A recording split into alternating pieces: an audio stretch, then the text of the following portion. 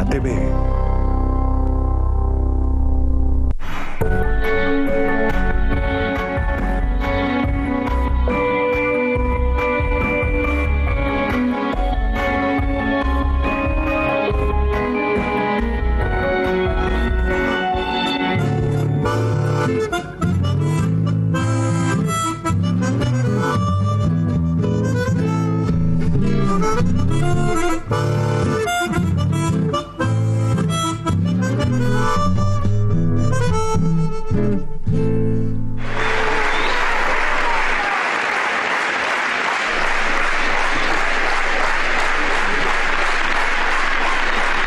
Muchas gracias.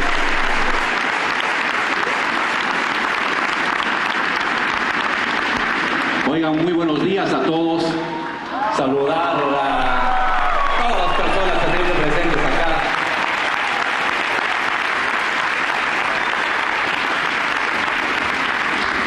Este es un gran laboratorio de la esperanza continental y la esperanza mundial. Les felicito que estén reunidos, que estén debatiendo, que estemos revisando crítica y autocríticamente las cosas que hicimos bien, las que hicimos mal, y nos estemos preparando para volver a luchar por las nuevas esperanzas de nuestro continente.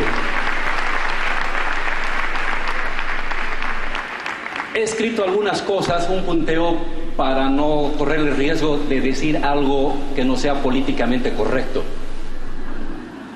Soy una autoridad, lamentablemente, todavía, y tengo que modular mi lenguaje, pero quiero decir mis verdades. En la explicación que daba el compañero Monedero de la genealogía de las izquierdas, diferenciemos la izquierda como una categoría sociológica contemporánea que permite diferenciar puntos de vista, actitudes, comportamientos y acciones de lo que sería el modo de convocatoria a la acción colectiva política. En algunos casos, el modo de convocatoria de movilización apelará a la izquierda como hecho movilizador, y otras veces no recurrirá a eso, y no hay por qué criticarlo. Podrá recurrir a otra categoría, lo popular, la unidad, los ciudadanos, los pobres, los humildes, y en otras circunstancias, bajo otras trayectorias, la categoría de izquierda se convierte en un hecho de identificación política. Entonces, diferenciar la izquierda como un hecho de clasificación política en la investigación y la izquierda como un hecho de identidad política. Entiendo así las palabras también de la presidenta Cristina el día de ayer cuando hizo su reflexión.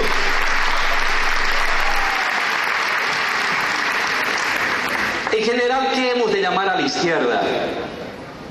De manera simple, se llama izquierda a las personas, a las colectividades que luchan por o contra las injusticias sociales, que luchan contra las desigualdades, que luchan contra toda forma de dominación.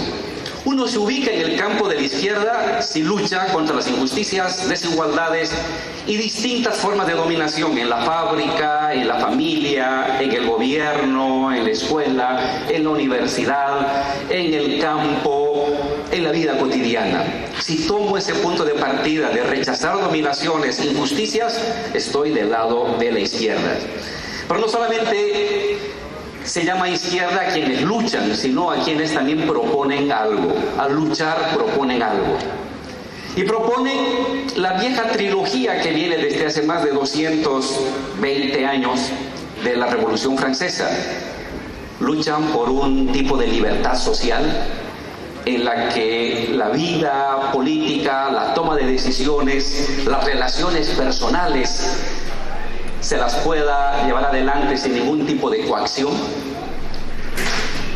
luchan por construir igualdad de derechos y de oportunidades para todas las personas sin que intervenga el color de piel, el lugar de origen, la vestimenta, el idioma o la identidad de género. Y fundamentalmente luchan por una sociedad con solidaridad y comunidad en las relaciones económicas. Libertad, igualdad, solidaridad es libertad en la toma de decisiones, tomar decisiones sin coacción. Igualdad para que todas las personas, a pesar de sus diferencias en idiomas, pieles, género, apellidos, tengan las mismas oportunidades, y es una nueva economía, una nueva forma de satisfacer necesidades materiales fundadas en la solidaridad, fundadas en la comunidad y en la mancomunidad. En los últimos 10, 15 años en América Latina ha vivido toda una oleada de gobiernos de izquierda. Y hoy parece ser que esta primera oleada ha culminado. Y hay que ser fríos. Y hay que estudiar las condiciones de posibilidad de la primera oleada de los gobiernos progresistas y de izquierda en América Latina, las virtudes, los errores, los límites, porque hay que prepararnos para la segunda oleada de los gobiernos progresistas y de izquierda en el continente.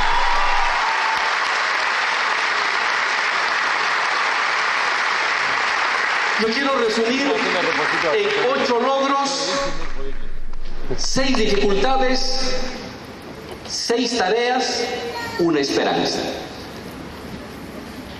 8 logros de los gobiernos de izquierda de las que tenemos que sentirnos orgullosos con la historia, con el vecino, con nuestros familiares y con la vida. La redistribución de la riqueza. En América Latina, entre los años 2001, 2002 hasta el año 2015, 72 millones de personas salieron de la pobreza. En tiempos neoliberales, 22 millones de personas entraron a la pobreza. Uno dirá, oye Álvaro, eso no es gran cosa. Si tienes la comida, las 3 comidas satisfechas, si tienes movilidad, no es problema. Pero la gente que no tenía para comer en la noche y no tenía para pagar el taxi para ir al trabajo, o el minibús o el bus para ir al trabajo, salir de la extrema pobreza, es un cambio radical de su vida. Y eso sucedió con 72 millones de personas. En América Latina, 94 millones de personas pasaron a la clase media. En América Latina, a diferencia de tiempos neoliberales, donde las desigualdades se incrementaron, según el coeficiente de Gini, en 1% anual en los años 90 hasta el año 2000, desde el año 2001 hasta el 2015, el coeficiente de Gini de las desigualdades disminuyó 1.1 anualmente. El 10% más rico de los latinoamericanos tuvo un incremento anual de su riqueza de 1.5 en promedio, en tanto que el 10% más pobre de los latinoamericanos tuvo un incremento del 10% de su riqueza anual durante esa década virtuosa. Uno le preguntan, ¿qué significa ser de izquierda? Haber sacado a 72 millones de habitantes de América Latina de la pobreza.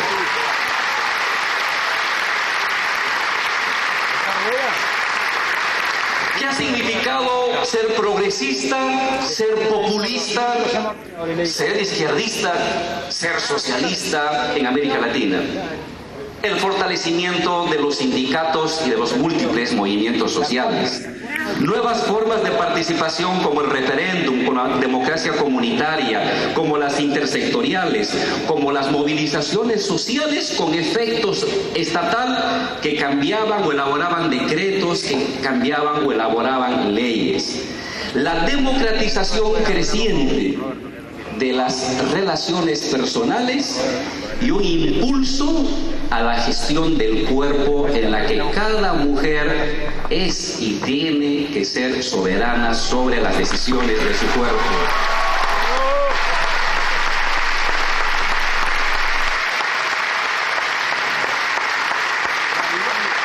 Los gobiernos progresistas han aprendido del movimiento de mujeres. Posiblemente muchos gobiernos llegaron a la gestión de gobierno sin entender o con distancia, pues sobre la marcha tuvieron la flexibilidad y la sabiduría de abollar sus creencias iniciales, heredadas de miradas conservadoras, para tener una actitud de acompañamiento, no de dirección, porque la mujer no necesita ser dirigida, de acompañamiento a las luchas de las mujeres por sus reivindicaciones. La izquierda ha significado en estos 12 años nuevas formas de gobernabilidad.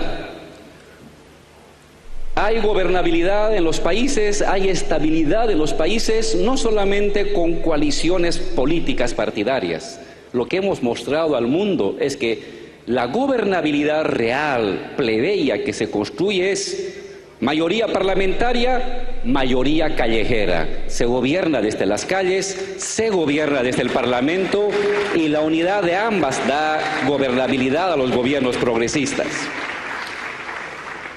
En cuarto lugar, los gobiernos progresistas tuvieron la virtud, las fuerzas progresistas, de manera alargada en 10, 20 años previos, o de manera concentrada en meses o años previos a los grandes estallidos catárquicos de la sociedad en América Latina, haber construido victorias culturales previas. Gramsci tenía razón: cualquier victoria popular, política o militar requiere previamente victorias culturales, desarrollados en los distintos ámbitos de la vida, en la universidad, en los medios de comunicación, en el barrio, en la actividad cotidiana, en la familia, etc. En quinto lugar, el progresismo latinoamericano ha resuelto sobre la marcha un debate que se va dando en el ámbito de la reconstitución de las izquierdas europeas socialistas o socialdemócratas radicales. El tema de la relación entre progresismo y libertad. Por lo general, los que venimos de las izquierdas de los años 60 y 70 traíamos una distancia frente al concepto de libertad que lo asociábamos a el libre mercado o el egoísmo del interés personal. Sobre los hechos y sin mucha reflexión, el progresismo latinoamericano ha abordado este tema de una manera muy creativa. El respeto de las libertades republicanas, libertad de opinión, libertad de asociación, libertad de pensamiento, libertad de formar sin coacción voluntad política nacional, es decir, hemos sabido llegar al poder, transformar el poder mediante las elecciones, y habremos de regresar nuevamente al poder una y otra vez mediante las elecciones. Frente a una lógica del determinismo histórico en el que había un solo sujeto promotor del cambio y el resto de la sociedad era meramente acompañante sospechoso de la vanguardia, el progresismo latinoamericano ha tenido la virtud de promover, de inventar un conjunto de articulaciones sociales contingentes, plurisectoriales, multiidentitarias y pluricivilizatorias. Obreros, indígenas, barrios, jóvenes, mujeres, profesionales, campesinos, en una articulación plebeya en la que no hay un sujeto mandado a dirigir y a conducir al resto, donde el que conduce es fruto de contingencias, de habilidades estratégicas, de convocatorias, de construcciones discursivas, de narrativas movilizadoras, pero en todo caso no hay un sujeto de vanguardia, un único sujeto articulador. Las transformaciones y los bloques históricos son construcciones plurales, contingentes y flexibles. En quinto lugar, y esto ha sido lo más dificultoso, pero se ha logrado en parte, es que una de las virtudes de los gobiernos progresistas latinoamericanos es haber formado o haber impulsado formas alternativas de gestión económica post-neoliberales. No diría post-capitalistas. Ninguna revolución comienza planteándose el comunismo. La revolución rusa surgió planteándose pan y acabó tomándose las fábricas, pero comenzó planteándose la pelea por el pan, por la libertad. Acabó, pero luego metiéndose a las fábricas y construyendo soviets.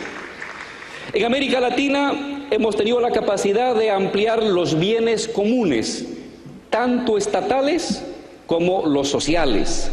Hemos tenido la capacidad de crear, de articular de manera selectiva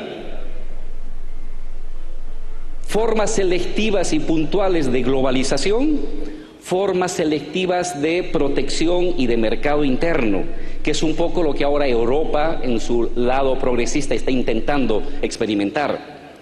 Nuevas formas de soberanía económica, financiera, control de los bancos, bancaria, un banco central que controla o controlaba su moneda, militar, no bases norteamericanas en el continente, y política, no embajadas extranjeras que definen el destino de los países.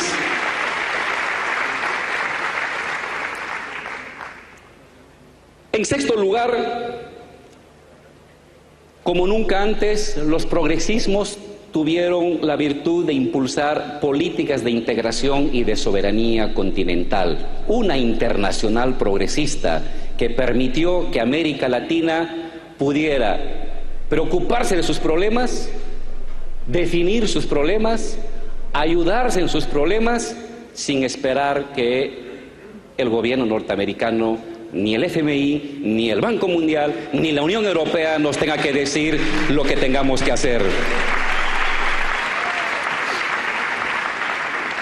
Hay varios otros elementos de los aportes del progresismo latinoamericano al mundo. Me voy a detener en estos 8. Luego capaz en el debate en el diálogo salen otros temas. Ahora quiero detenerme en los límites que hemos tenido. Porque de los límites que tenemos y la conciencia de los límites que tenemos, comenzamos a superar esos límites en el sentido hegeliano. Primer límite que hemos tenido y que tiene que ser la lección para el futuro, para la nueva oleada: la sostenibilidad del crecimiento y de la satisfacción económica. Se puede llegar al gobierno en un momento de crisis, de apertura y de disponibilidad social, de frustración colectiva frente a políticas conservadoras, con una propuesta, con una narrativa coherente del porvenir. Se puede. Pero mantenerse en el gobierno no es suficiente la voluntad política. No olviden lo que decía Lenin: la política es economía concentrada. Y la clave en la sostenibilidad de un gobierno progresista radica en una buena gestión duradera de la economía, crecimiento económico, redistribución de la riqueza, sostenibilidad del crecimiento y de la redistribución de la riqueza. A la izquierda, a diferencia de las derechas o de los conservadores, un error en economía nos cobran hasta la vida. A la derecha, un error en economía se lo tolera. Es parte del sentido común conservador que vuelve tolerante ante fuerzas conservadoras. La izquierda no tiene derecho a equivocarse. Es complicado, pero ni modo, de eso aprendemos para mirar hacia el futuro. Un segundo elemento es la debilidad de las transformaciones del sentido común. Llamamos sentido común al conjunto de criterios morales, procedimientos lógicos, actitudes instrumentales que hacemos sin reflexionar sobre ellas. Desde la forma de sentarse, de comer, el lenguaje, la arquitectura del lenguaje que nos permite comunicar y crear sentido compartidos con otros compañeros del barrio, con la familia, con los compañeros del trabajo.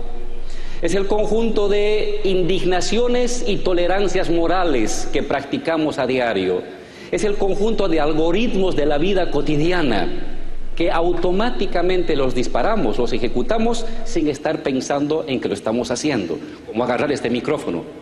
Puedo estar hilando mis ideas sobre la izquierda sin necesidad de preocuparme de cómo se agarra un micrófono y de cómo tengo que mirar al público.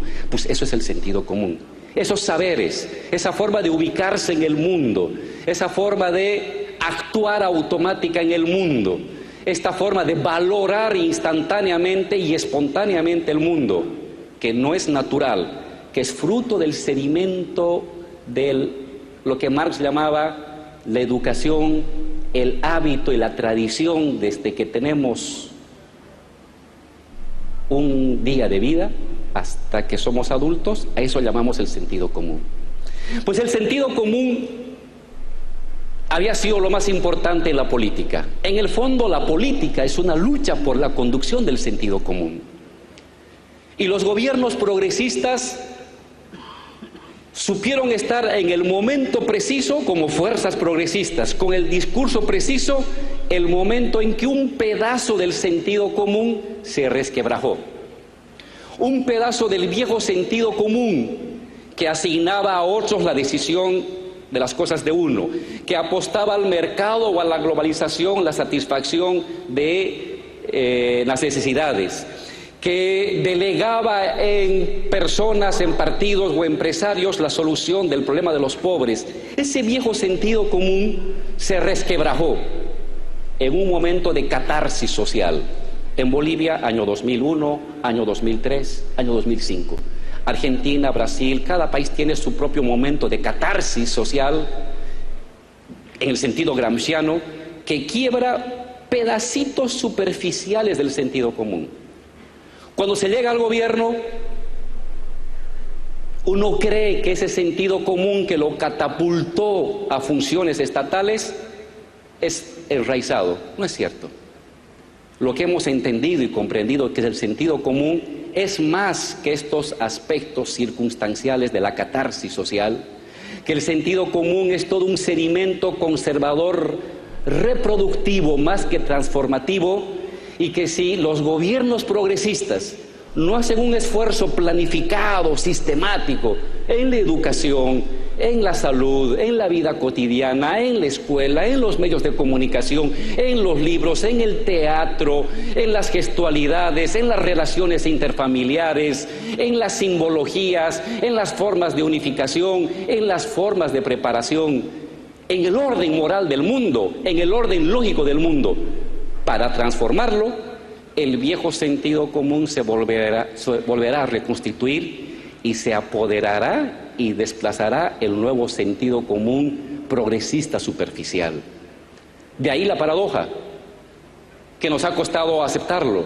¿Cómo es posible que compañeros que salieron de la pobreza fruto de las políticas progresistas voten contra un gobierno progresista? Parece una traición, no lo es. Parece una inconsciencia, no lo es. Hay que asumirlo como debilidad y como lección. Hay continuidad de los procesos progresistas en tanto satisfacen necesidades básicas crecientes, en tanto transforman y revolucionan ininterrumpidamente las pautas del sentido común conservador que gobierna el 90 o el 95% de nuestros procedimientos cerebrales. Tercera debilidad, tercera lección. No es posible un crecimiento económico que sea a la vez un decrecimiento ecológico. ¿Cómo resolver esta paradoja? Crecimiento económico con protección ecológica. Es decir, el horizonte de un socialismo ecológico se presenta en América Latina como un hecho inevitable en la siguiente oleada.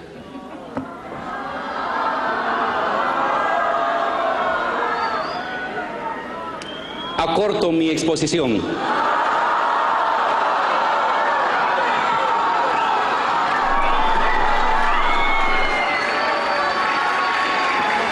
Vamos a seguir fuera.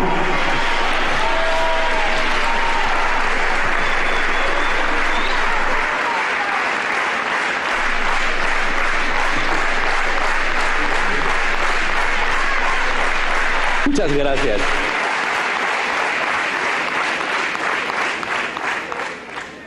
Fortalezas, debilidades, tareas. ¿Qué es lo que puede pasar en el continente ahora? Estamos ante el inicio de un largo repliegue del progresismo latinoamericano que va a dar lugar a una larga noche conservadora, neoliberal, racista, misógina, excluyente, neocolonial, ¿o no? Eso es lo que uno tiene que asumirlo con una frialdad siberiana. Yo estoy convencido de que no, y por lo siguiente, estamos enfrentando una oleada conservadora, neoliberal, que tiene dos límites intrínsecos. Es fosilizado y es en sí mismo contradictorio. Me dejo explicar. ¿Por qué es fosilizado? Porque el neoliberalismo que ha triunfado recientemente en algunos países de América Latina está repitiendo las viejas recetas que hace 20 años fracasaron y llevaron a esos países al desastre económico y al desastre social. No hay inventiva, no hay creatividad, no hay esperanza. Es simplemente una vieja repetición mal adobada encima, mal formulada, de viejas actitudes, de viejas decisiones que ya fracasaron en el continente años atrás. ¿Por qué es contradictorio y enfermizo? Porque a diferencia de lo que sucedía en los años 80, cuando el neoliberalismo se presentaba ante el mundo como una esperanza movilizadora de pasiones, como una esperanza movilizadora de adhesiones voluntarias, el neoliberalismo actual solamente moviliza odios y resentimientos. Odio al pobre, odio a la mujer liberada, resentimiento con el trabajador alzado, resentimiento contra el sindicalismo exagerado que entorpece la acumulación. Es decir, es un neoliberalismo fundado en la negatividad y no en la preposición, no en la esperanza de mediano plazo, sino en el rechazo emotivo de corto plazo. Y eso tiene patas cortas. En tercer lugar, ¿qué es neoliberalismo? Resulta que los que hace 10 o 20 años propugnaban el libre mercado, la libre empresa, las privatizaciones, hoy nacionalizan bancos, hoy fortifican sus fronteras y se pelean contra la globalización. Y resulta que los comunistas, que son dueños de empresas estatales, son los propugnadores del libre comercio globalizado. Entonces, ¿qué? Los comunistas se han vuelto globalizados y los privatizadores se han convertido en proteccionistas. Tenemos un neoliberalismo fallido, de corto aliento y un mundo incierto. Se ha perdido el norte y el horizonte de las fuerzas de derecha. ¿Hacia dónde vamos a ir? ¿Hacer alianza con China y entonces hay que estatizar empresas? ¿O vamos a tocar las puertas de Europa y Estados Unidos, que están pidiendo protección para sus mercados y quieren o están propugnando libre mercado? ¿Qué camino va a seguir América Latina? ¿Un pedazo de uno?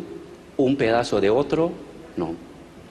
Se ha agotado el combustible neoliberal. Lo que ahora tenemos es una especie de neoliberalismo zombie que sobrevive de sus viejas victorias y que no logra captar el entusiasmo colectivo de la sociedad. Soy un convencido de que esto se va a agotar, de que en vez de vivir una larga noche neoliberal, hemos de vivir una corta noche de verano neoliberal. Y ahí es donde nos toca a nosotros reconocer lo que hicimos bien, reconocer lo que hicimos mal y prepararnos. La izquierda tiene que volverse a preparar para tomar el poder en los siguientes años en el continente.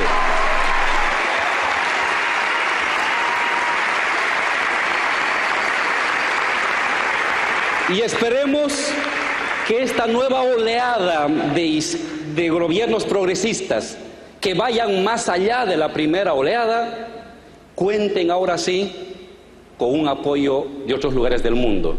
Miramos a España, miramos a Inglaterra, miramos a Francia,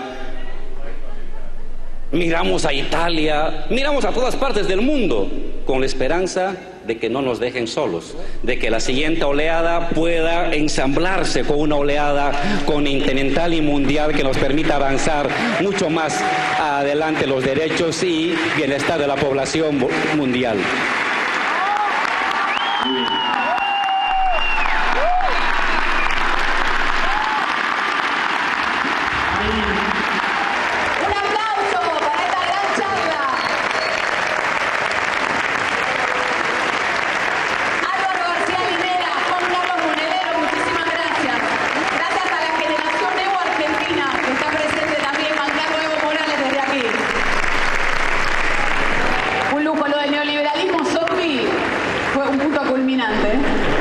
Muchísimas gracias. Gracias, Juan Carlos. Oigan, para despedirme.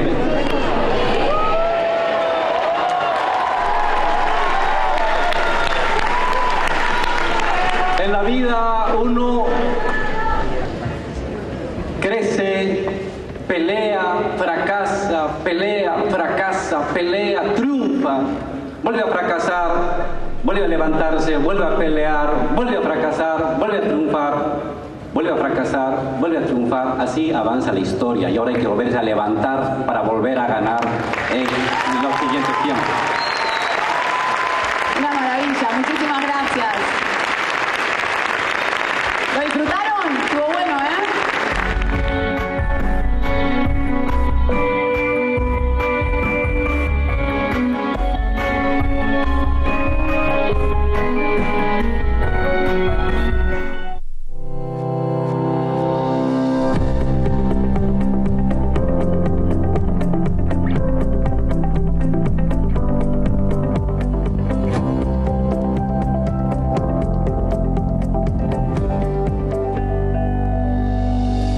Bolivia TV.